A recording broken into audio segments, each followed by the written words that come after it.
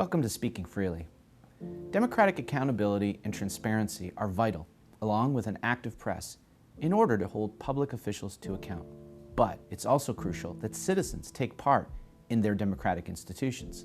The question we're asking today is, has COVID given governments too much cover to avoid the normal oversight that accompanies new legislation and increased government powers? While Parliament and provincial legislatures barely met during the past 2 years, the lack of scrutiny from the media and the fact that most of us were hunkered down in our basements watching Netflix made matters worse, or at least did not help. This occurred to me around the time we entered our first lockdown in the spring of 2020.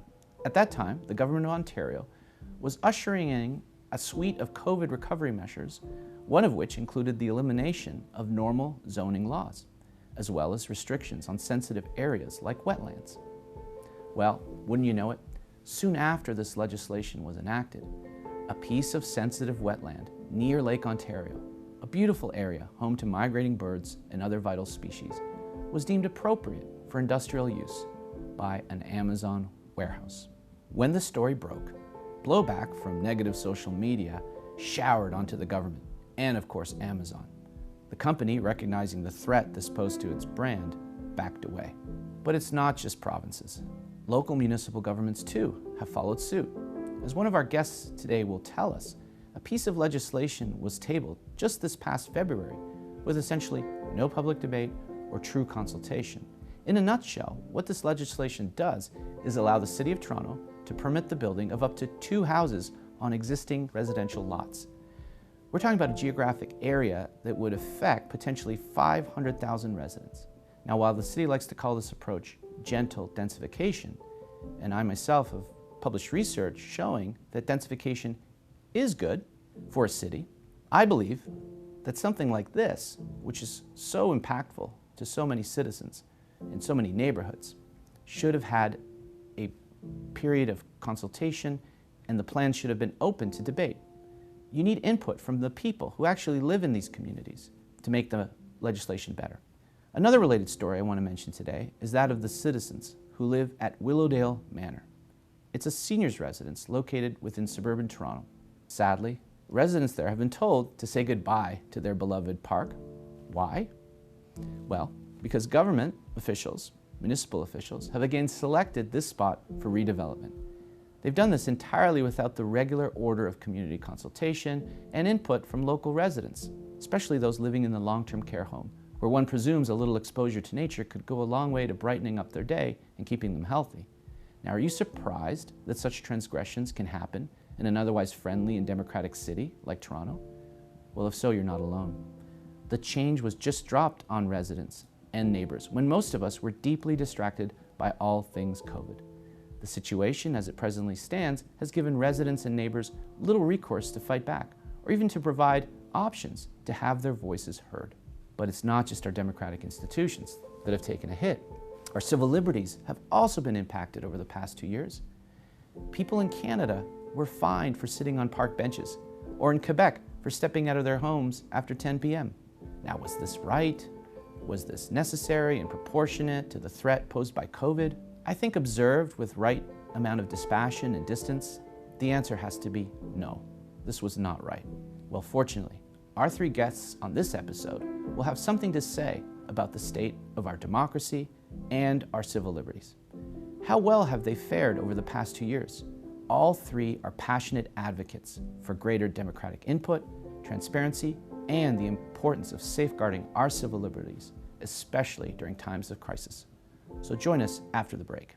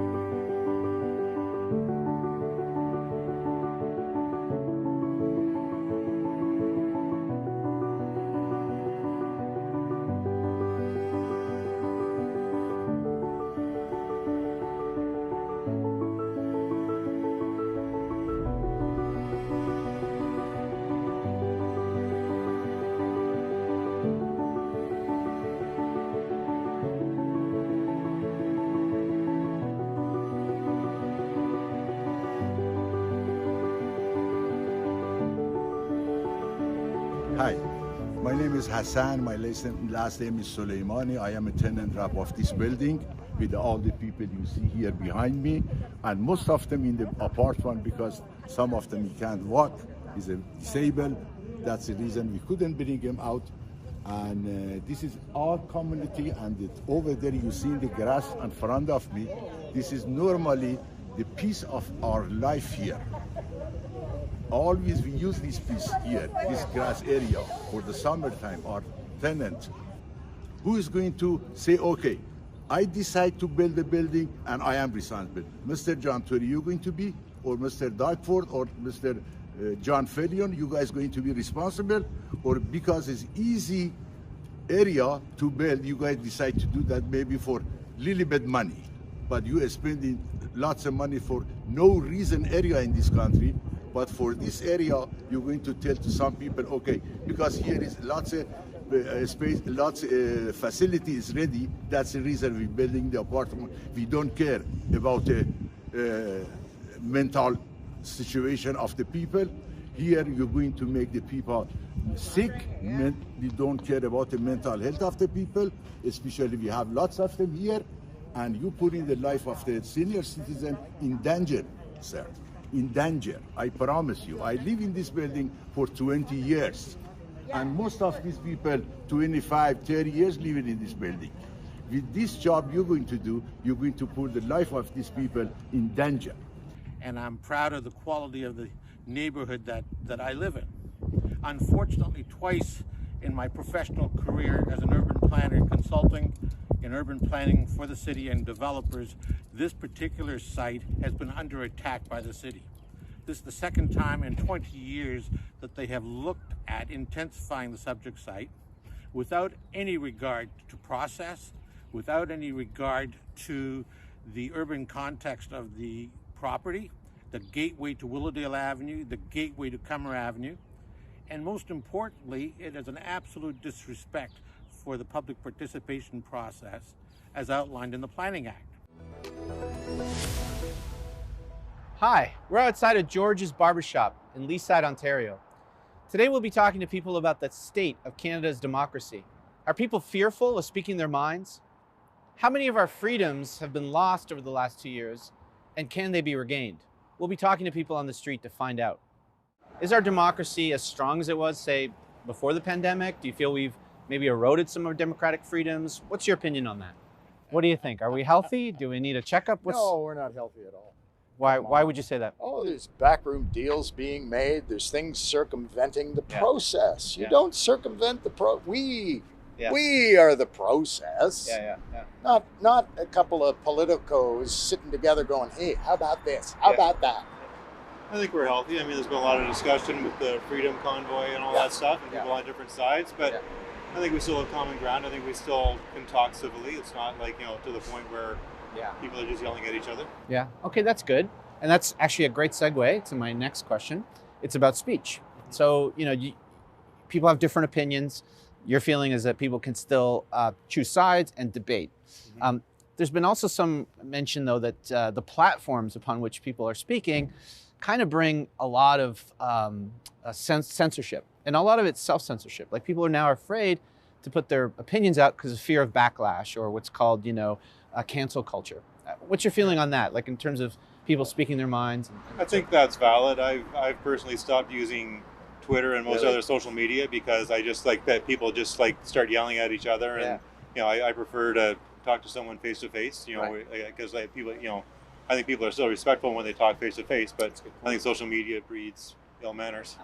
Especially when it comes to social media, and Twitter especially has become really known about that. Yeah.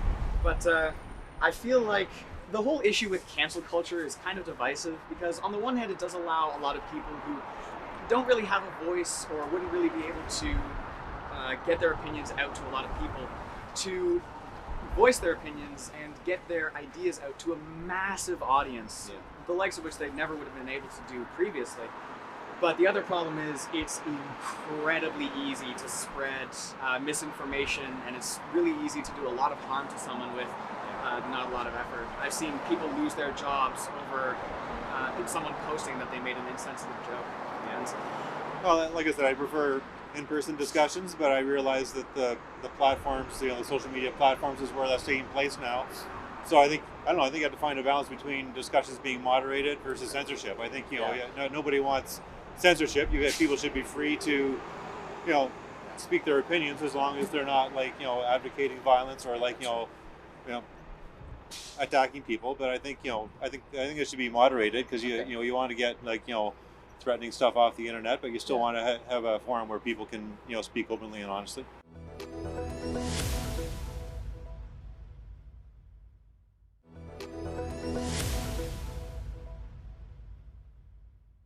Welcome back to Speaking Freely.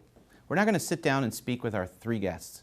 Cara Zwibel from the Canadian Civil Liberties Association, a lawyer, writer, and passionate advocate for the rights and civil liberties of Canadians.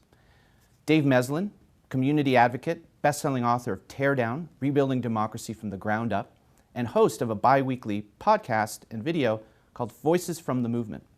And finally, Geoff Kettel, community connector, advocate, and consultant, someone who spent a lifetime working for communities across the city of Toronto. So welcome, everyone. We're going to start today with Dave, because you have a long-standing interest in the state and health of our democracy. And one of the things that I think people have maybe recognized, maybe more apparently over the last 2 years, is how quickly those structures of democracy, like accountability, like sitting in parliament, like community consultation, can kind of be wiped away. What was happening just prior, to COVID that made you such a passionate advocate for democracy in Canada, and why you were so worried? I think for me, the main emotion isn't worry. It's frustration. I know what humans are capable of.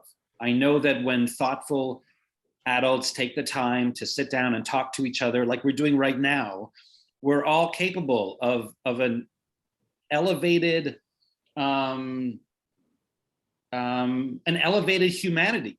We're smart. We can listen. We can be humble. We can be reasonable. We can compromise.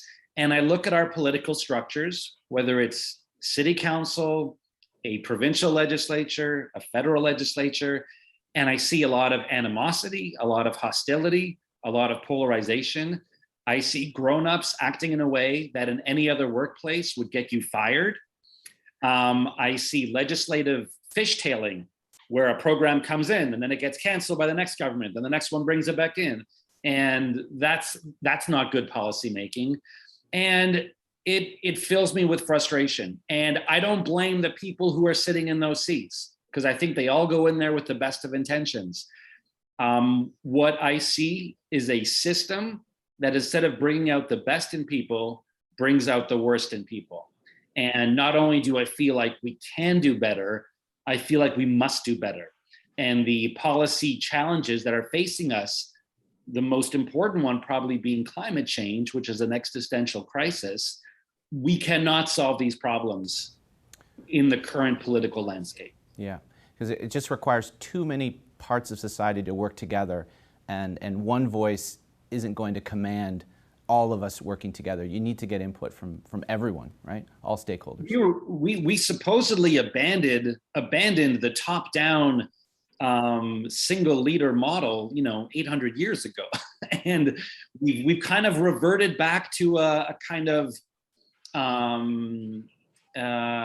dictatorship, not in the sense of ruling without authority or ruling as a tyrant, but ruling in a very singular way. The concentration of power, not only within Parliament, but within a party, and within the party, within one leader's office, is unprecedented since the time we had kings sitting on thrones. And it's happening at all levels, federally, provincially, and municipally, right? The sort of the mayor, the premier, and the prime minister gets to hold all the chips.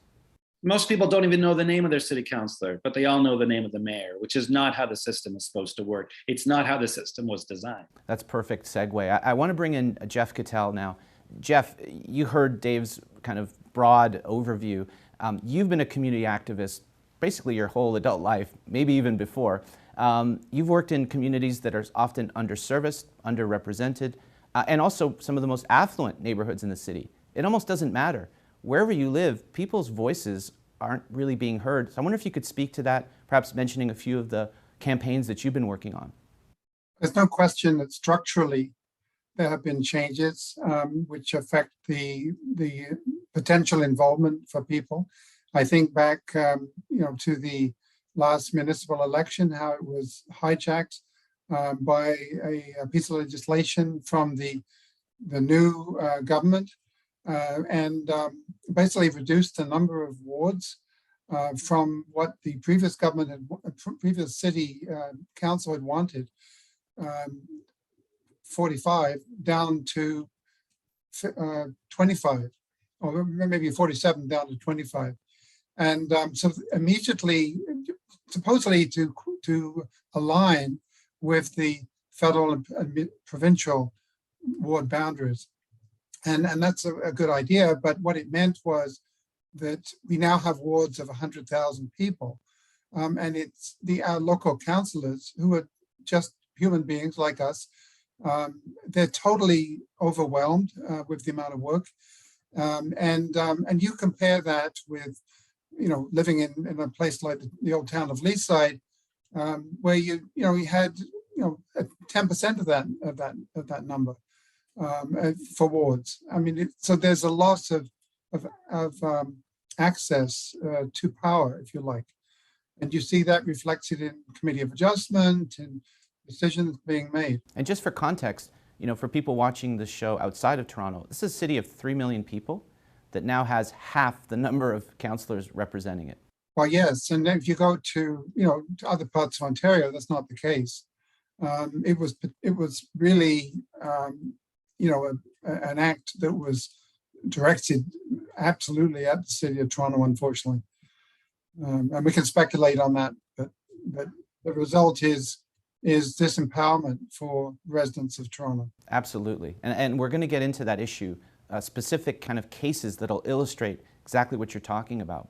I want to shift gears just a little bit and now talk to Cara. Cara is a defender of individual rights and civil liberties. And I think on a similar plane, the way we've been thinking about the erosion of our democracy, I think we've also seen an erosion of civil liberties. Cara, I want to bring you in, and maybe you could just talk a little bit about the CCLA's position on kind of our rights, the Charter. You once said that the last 2 years have been a stress test on the Charter of Rights and Freedoms. I want to see, what do you think? How well has the Charter stood up? So I think that, I guess unfortunately, I think my answer is it's not done that well. I think that, we have a lot of talk and a lot of rhetoric about rights, but not necessarily a really deep appreciation or understanding of what rights we actually do have, and also what limits can be placed on them, and sort of how to think about the limits that can be placed on them. So, our Charter does recognize that all of the rights that we have that are set out in the Charter are subject to reasonable limits. And so for a lot of people, they've just said, well, public health, that's a reasonable limit, right? That's a reason to limit rights.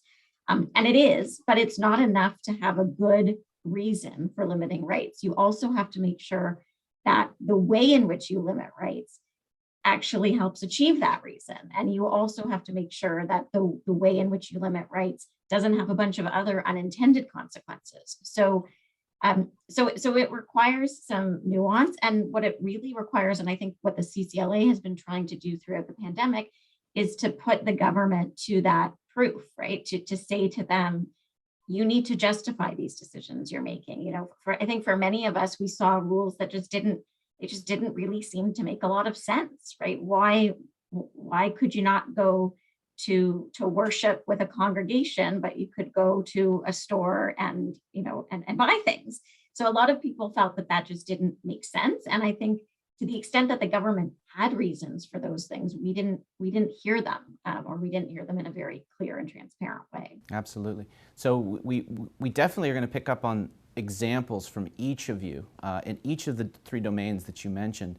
And I think one of the key things that you can pick up from all 3 of those descriptions was that when people kind of aren't even consulted, it's one thing to have involvement, but when we're not even explained the reasons why decisions are made, then as Dave mentioned, the kind of concentration of power in fewer hands might end up making decisions that actually aren't optimal and actually don't even achieve the goal and ends that we're given to these authority makers in light of the emergency or the reasonableness of the situation. In other words, by not consulting, you actually don't get the ends that you actually wanted. So we're going to come back after this break and talk more about specific issues that the CCLA has taken up, Dave, you've taken up, and Geoff. Those things are going to be the things that we'll talk about right after the break.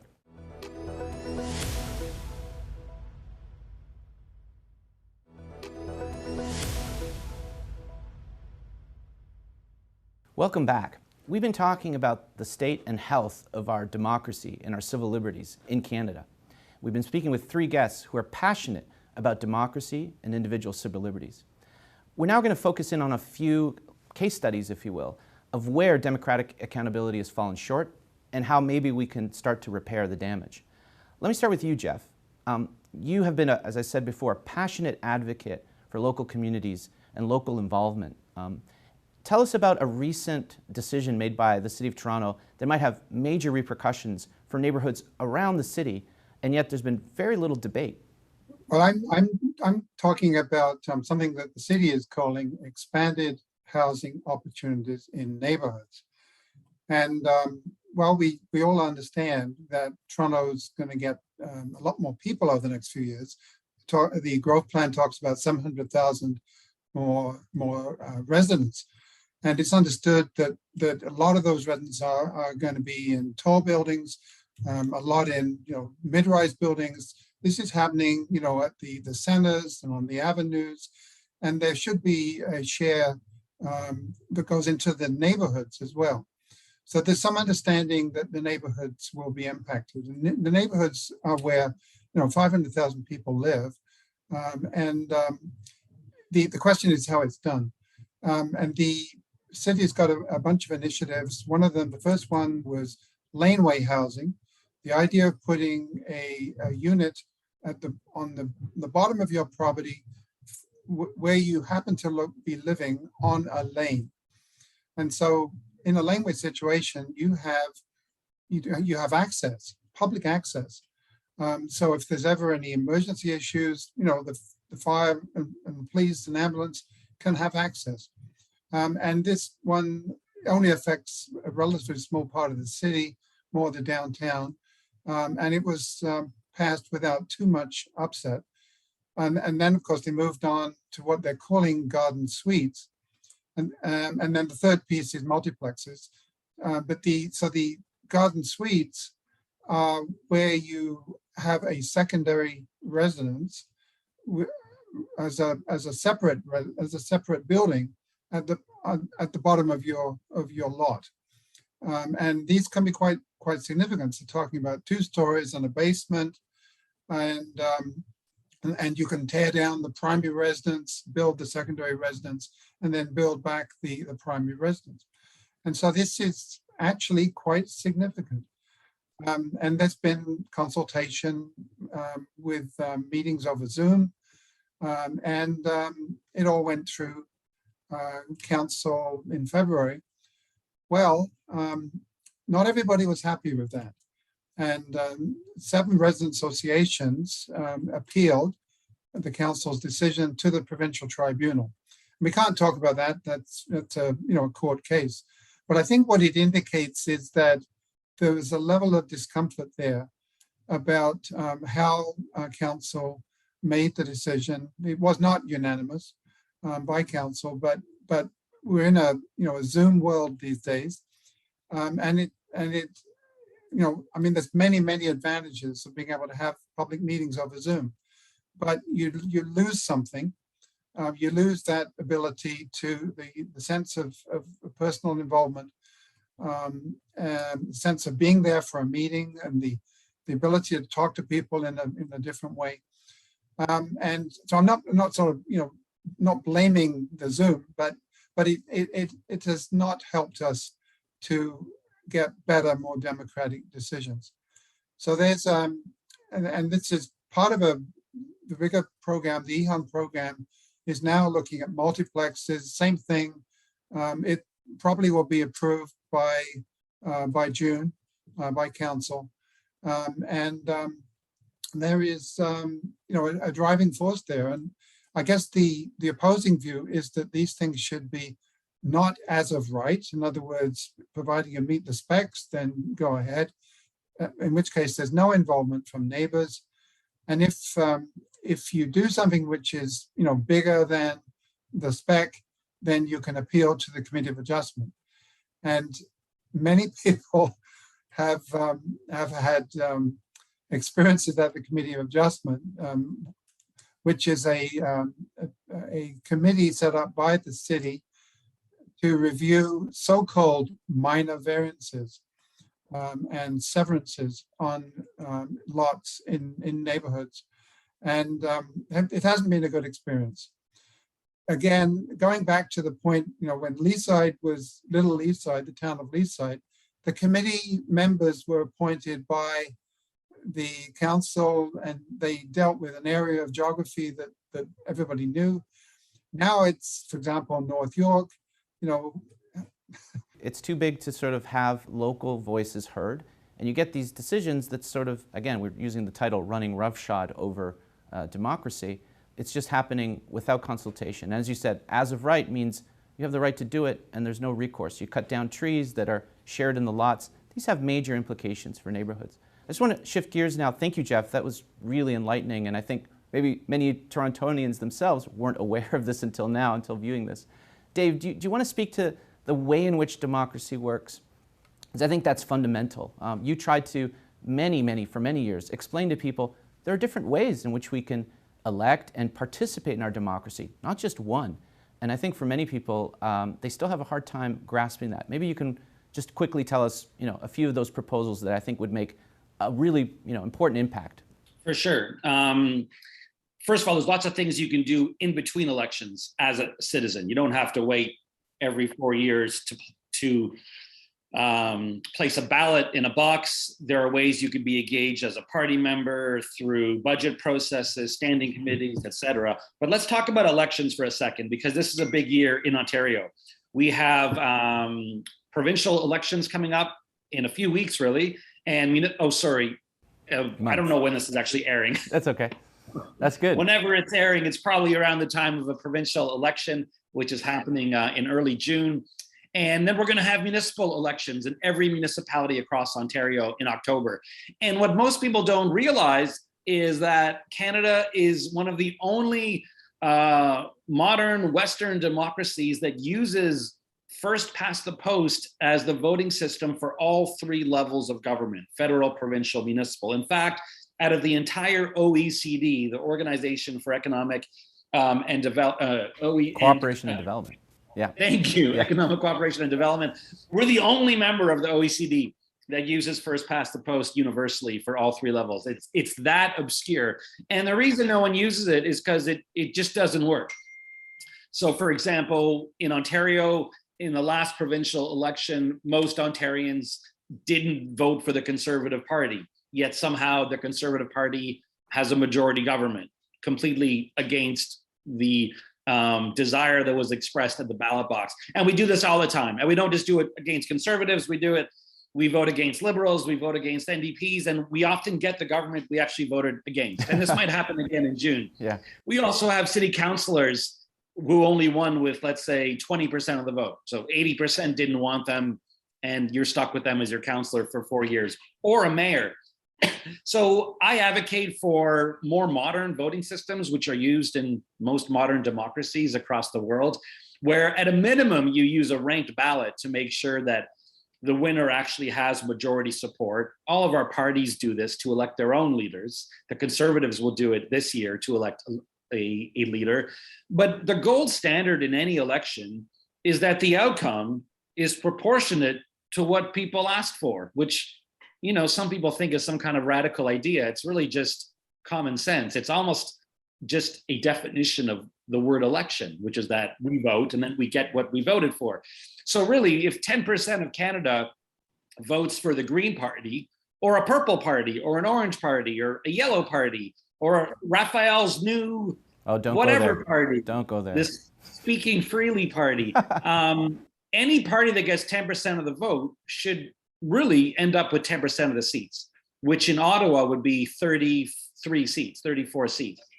But we all know that a party can get anywhere between 5 to 15% of the vote and get 0 seats, which kind of defeats the whole point of having an election in the first place. And these days, more than ever, people want to have choice, and they want to see innovative, new entrepreneurial voices able to enter any type of marketplace and disrupt it.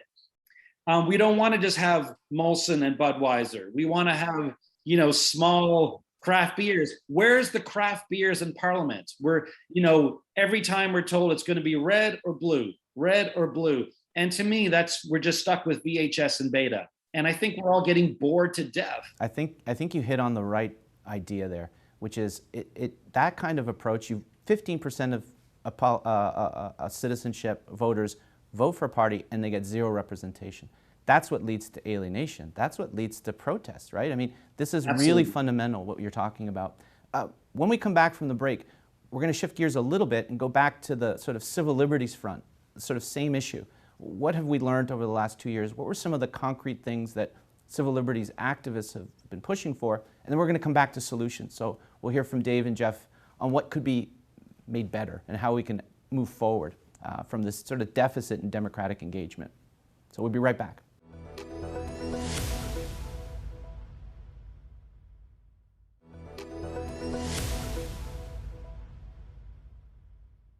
Welcome back. We're continuing our discussion on the state and health of Canada's democracy.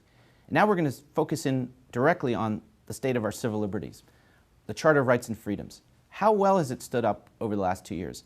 And what have advocates like Cara done to make those rights tangible and tenable during the last 2 years? Cara, do you mind telling the audience a little bit about CCLA's stance over the last 2 years, especially in the early period, maybe a little controversial, but maybe now we recognize was the right thing to do? Yeah, so I think, early on we were paying a lot of attention to the various kind of rules and regulations that different jurisdictions were rolling out. And it was challenging to keep track of all of the rules that were coming out. They differed depending on where you were in Canada. Even within provinces, municipalities had different rules. And we started to pay attention immediately to the way that, police were becoming involved in our sort of management of a public health crisis. This was not a public order situation. It was a public health situation. So we were concerned when we started to see that, there were tickets being given out for people who were sometimes just outdoors trying to, get some fresh air, get some space, and how some of those rules were affecting people, in differential ways. So we know, of course, that some neighborhoods tend to have get more police scrutiny than others. And so, the same held true during the pandemic. We also were paying attention to, there was a lot, I think, being asked of individuals and communities to do to sort of protect themselves. But we also wanted to look at what the government was doing to protect the people that were in its care. So looking at particularly people in correctional institutions, people in homeless shelters, were the public health measures that we were all being asked to take, were they being implemented in a way to keep those populations safe? And then, as the pandemic wore on, there was things I think that we'd never really contemplated before. So I certainly never would have expected that, I would have to think about whether a province could deny entry to a Canadian from another province. That wasn't something that I think we ever thought would happen before, but it did during the pandemic. So again, asking governments to justify, it's not just enough to say there's a public health crisis. I think you have to demonstrate why this particular measure is going to work, why less restrictive measures aren't going to work, and what kind of evidence you're relying on to come to these decisions. And then obviously, there have been more and more sort of controversial issues that have come out about mandatory vaccination in some cases for jobs, or the use of vaccination passports and things like that to grant entry to people to certain public spaces. So again, we were really asking governments to justify those measures, and in cases where they didn't seem justified, speaking out. I think that there is, I think, a legitimate, concern to be raised about. I think we were careful. We tried to be careful anyway, when raising these questions, to not be seen as saying, we doubt the efficacy of the vaccine or anything like that. That's really not. It's not our role, and that's not what it's about. It's really about trying to say, I think the public needs to understand what is this measure supposed to do. And also, what kind of precedents does doing some of these things set for future, future crises? I know I certainly hope that this is our last pandemic, but that might be, an overly optimistic view. So I think we want to make sure that governments, do their due diligence before they require us to do things. Yeah, that's a great point, and I think it dovetails really well with what Dave was talking before the break, and I'm going to bring in Dave right now, and that is that if these things would have just been explained, consulted with the people that would be affected most by these decisions, perhaps there had been more buy-in at the beginning and also less controversy surrounding them. But when you don't justify and you just do, and then, as you said, bring in enforcement tools that only the government has for what was otherwise a public health crisis, not a public order crisis, you actually engender the opposite. Eventually people do become disorderly and do the things that you were hoping they wouldn't, by not having consulted, by not having done that kind of front-end democratic engagement. So let me bring Dave back in. Thank you, Cara. On that issue, what are the mechanisms? As you said, democracy is more than just voting every 4 years. What happens in between those times that can ensure better, more accountable, democratic decision-making, even or especially during times of crisis? I think our elections and the period in between elections could be way more participatory. Yeah. And most things in our lives have actually become more democratic and participatory over the last 20, 30 years. I mean, since I grew up, television, for example, was just a one-way thing, and there were only 12 channels. Now there's 1,000 channels. You don't have to wait for your program to come on at 8 o'clock. You watch it whenever you want. But more importantly, you can put up your own videos on YouTube, on Facebook. It's become a back and forth thing. Hotels, you can actually turn your own home into a hotel now. So things that used to be these external monolithic bodies are now things that you can engage in and participate in and create in. Whereas democracy is just stuck in the dark ages. Mm-hmm. And people are mostly tuning it out. Voter turnout is very low. In fact, the largest voting bloc in any of our elections, provincial or federal, is the number of people who just stayed at home. There's more of those people than the number of people who voted for the winning party. But other people are expressing their frustration in other ways. They're showing up to protests. They're showing up at large rallies for candidates of parties on the right and the left who are saying the whole system is rigged against you. The example I use in my book is both Bernie Sanders and Donald Trump attracted the largest audiences when they ran for president, kind of saying the exact same thing. I actually take quotes from them, the far right and far left, and I challenge the reader to guess which one is from Bernie and which one's from Trump. They're indistinguishable. But to answer your question, that's the problem. There are so many solutions. I can't even begin to get into all of them. I will pitch my book. You don't have to buy it. No, that's it. You can get it at the library. It's available as an ebook, an audio book, a book on paper. And what I did is I gave an honest diagnosis of the problem, but more importantly, dozens and dozens of solutions. People are experimenting. They're coming up with ways where ordinary people can have a voice in their neighborhoods, at city council, in parliamentary systems, but also in their communities, in their schools. And an issue you've worked on, Rafael, in their workplaces. Yeah. So democracy should be something we define by ballots and elections. It should be something we experience all the time. Everyone deserves to have a voice in how we shape our world and our policies and the neighborhoods that we're raising our families in. Well, that's so well said. You know, I want to just bring in Geoff here at the tail end to just talk about the work you've done in certain communities that somehow, you know, sometimes get overlooked, but which have enormous potential. Do you want to talk a little bit about that work, Geoff, that you've done? Communities like Thorncliffe, very quickly. Yes, certainly we've been involved with you know, less privileged communities like Thorncliffe, working something called Neighbors Night Out, which is a summer festival.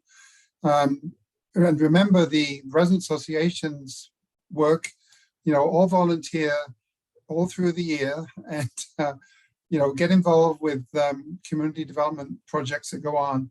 I think agree with much of what David's saying, and maybe to add, what we need is more civic education. People need to understand right from kindergarten, basically. You know, that it's not just a matter of going to the store or turning the TV on. There's something bigger about community, about participating in the world, and having rights and having responsibilities. And I haven't been involved in that side of it, but I'm told that that's a really weak area right now in the education curriculum. I receive an email once a week from the UK from something called Civic Voice.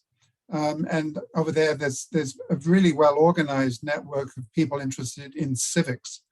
And there's even a National Civic Day once a year where everybody, you know, basically, you know, gets out in the street and celebrates that freedom to be responsible in society. So we've got some way to go. An organization that I'm involved with, Federation of Urban Neighborhoods, we applied for a Trillium grant recently and were refused because it was advocacy. We were involved with so-called advocacy. You know, like all it was is, you know, civic engagement, and that's somehow, you know, not acceptable. Well, Geoff, and, I think you should be applauded for the work you've done, the tremendous work. That's why I wanted to bring you on the show.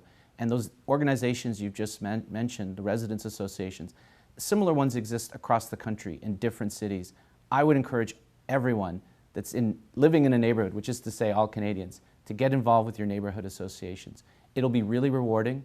It'll be frustrating at times, but in the end, you'll get more than you give for these organizations, because it matters. And that last point of education, absolutely. I think these are civic skills that if you don't learn, you can't really adapt.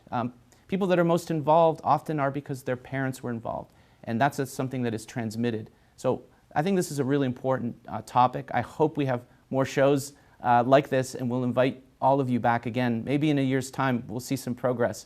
And I really want to thank all of you for the tremendous work you've been doing pre-pandemic, and especially during the pandemic. And now as we come out of the pandemic, I think it'll be more important than ever to have these democratic institutions and our individual rights really prominently voiced and defended. So thank you all.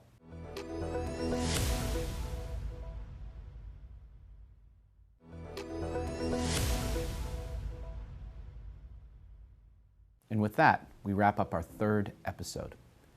The challenges Canadians are facing with the state and health of our democracy. It's oftentimes that citizens and politicians just lack the institutional mechanisms that are needed to safeguard our democratic norms, our practices, and our civil liberties. As was mentioned by one of our guests, civic engagement is predicated on civic education and the nurturing of civic skills. Well before COVID, we were spending far too much time apart and not linking up locally with our neighbors, our coworkers, to work on issues of common concern. I want to thank my guests, Cara Zwibel, Dave Meslin, and Geoff Kettel, 3 people devoting their professional and personal lives to advancing democratic engagement and defending personal civil liberties and human rights. There are still a lot of issues related to the health and maintenance of our democracy that we, as a society in Canada, need to address. But my hope is that tonight's discussion has at least served to illuminate some of the issues we face collectively as a society and how we can solve them. Democracy dies in the darkness, and we need to shine a light. Thank you for tuning in. Let's stay curious and compassionate as we explore any side of any issue. I hope to see you next week at the same time when our topic will be the troubled legacy of Canada's internment of Japanese and Italian Canadians during World War II, which we're appropriately calling Never Say Never Again. Look forward to seeing you next time.